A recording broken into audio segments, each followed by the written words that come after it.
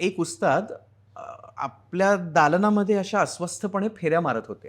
तर त्यांचा शागिर्द जो होता तो कोपऱ्यात बसून त्यांच्याकडे बघत होता, की हे काय चाललंय? म्हणजे ते असे अस्वस्थपणे फेऱ्या का मारतायत? तर न राहून त्याने विचारलं, की "क्या हुआ उस्ताद?" तर त्यांनी सांगितलं, की "मला काही एक आणीबाणीची परिस्थिती उद्भवली आहे, त्याच्यामुळे गावाला जावं लागणार आहे आणि आज रात्री बादशहाला, अकबराला कथा ऐकवली नाही तर त्याचा अंजाम माहिती आहे काय होणार?" शागिर्द म्हणाला, की "आप बेफिक्र रहिए, बस मुझे बता दीजिए की आपने दास्तान कहाँ लाकर रुकवा दी है?" तर ते म्हणाले, "असं कसं? नाही तुला जमणार नाही कारण खूप काय-काय झालेलं आहे." तर "हो नहीं, हो नहीं, हो नहीं" करता-करता ते म्हणतात, की "देखो बेटा, बारात जो है वो दहलीज तक आकर रुक गई है."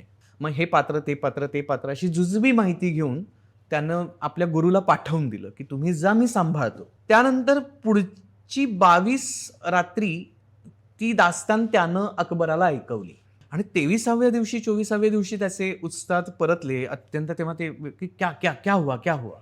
तो तितक्याच शांतपणे म्हणाला, "बाराती अभी तक दहलीज तक की रोक के रखा हूं." त्याने एवढं त्याच्यामध्ये नाट्य निर्माण केलं 22 रात्र, की 22 रात्र वरात त्याने उंबरठ्यापर्यंत थांबवून ठेवली.